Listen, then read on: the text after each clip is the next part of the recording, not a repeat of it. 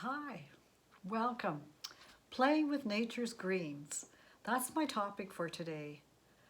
I like to do outdoor sketching. And of course, what happens when we get out there and see the outdoors? It's all green.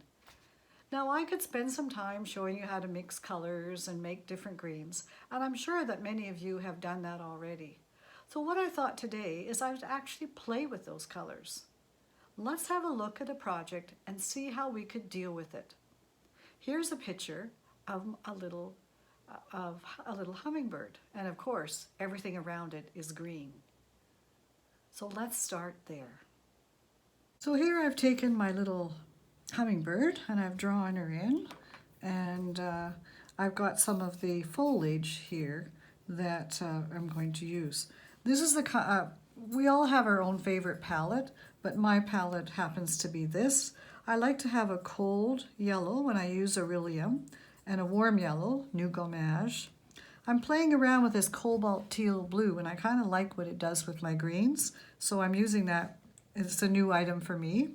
Burnt sienna, which is also common for everyone to have. Ultramarine blue. Hooker green. I like to have a built-in green because then I can add blues to it or reds to it or yellows to it, but I can start off with a green, and when you're out in the field it's nice to have something that's a little bit pre-mixed for you. I use the quinacridone red, permanent rose, and I like this cadmium orange. It's something I introduced to my outdoor palette last year, and again, I know you could mix it with oranges with your reds and yellows, but sometimes it's nice to just have this really pretty orange, and I happen to like this orange.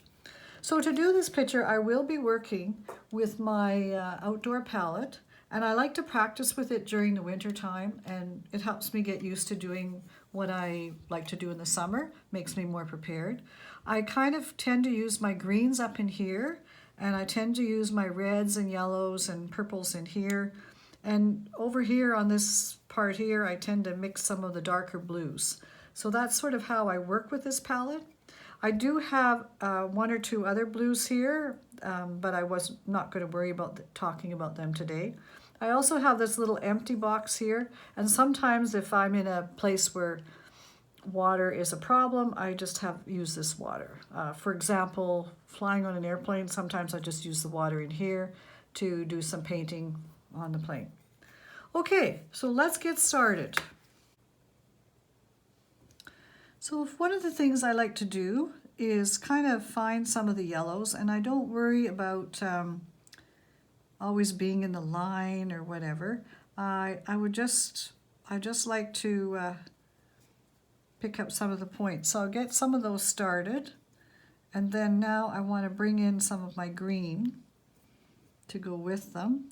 And so while everything is still wet, I can mix the colors right on the page. And this is something I do a lot of, especially when I'm outdoor sketching. It's kind of nice to just let the two of them run together. If you work at ink, which I like to do, you don't have to, by the way, you don't have to do this picture with ink. I like to do it, combine my pen and ink together. So for me, this is how I like to work. But you're welcome to just draw it in pencil and then draw it that way.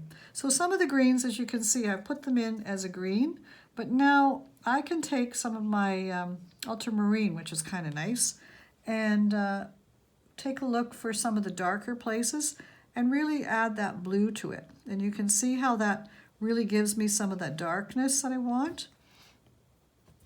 So this is one way of playing with your greens, is to mix it on the paper and just add some of that dark to it right there, rather than mixing it on your tray. And of course, if you're outdoor sketching, it's way easier to mix it on the page than it is to be fiddling with it and mixing it when you have so little space. So I'm just kind of looking. Now see here, I'll put the blue down, and you can get different combinations. So here, if I put the blue down first, and then I can add some of that green to it. So while they're still wet, and I don't go over top of it. Notice I don't go over top of the blue, I just go beside it. and let the two of them kind of blend together. I didn't talk about this sketchbook that I'm using. I like to use a, oops, sorry, wrong page. I like to use the mixed media book, and that way I can do some painting and I don't have to worry about it going through the page.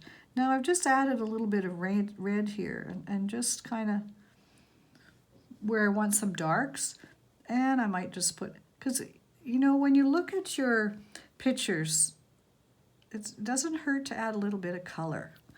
Even though you can't see that red, but once I put a little bit of green with it, it really can make for some interesting, it gives you more of a, changes your green a little bit.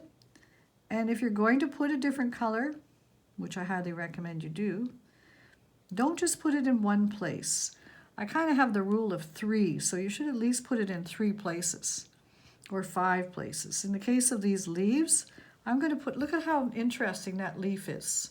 It still reads as a green leaf, but look at how that little bits of red in there, just change it around and make it a little more interesting.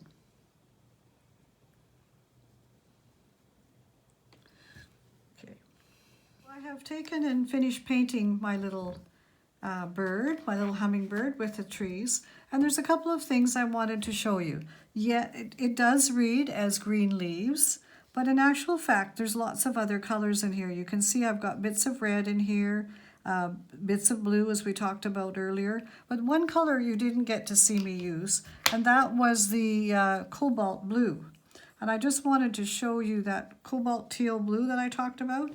If you take it and just put it on some of, not all of your greens, but if you just add it to the top of some of your greens, I find it just gives them a little bit of a sparkle, and it just gives that other dimension. It just kind of shines. So, and you can see I went back and put in bits of red. So we have bits of red in here, we have yellow in here, we've got the hooker's green, we've got all of the 2 yellows, I used them, the blue I've used, I used the Quin, I didn't use the permanent rose, I tended to just stick with the Quin rose, and there's a little bit of the orange. So all of those colors, I'm going to use them in all of those places. Whatever I use for the bird is also going to end up in the leaves. So even though, as I say, it looks like it's all green, it actually doesn't look just green. So go and play with your greens and see what you can come up with. I will include a link to my website, and you can get this particular picture if you would like to try doing this little scene that I did here. So there will be a link, there will be a link to my website, artbywendy.com. I have a video page there, and it will tell you, it'll give you a link to the picture. Have a good day and have fun mixing your greens.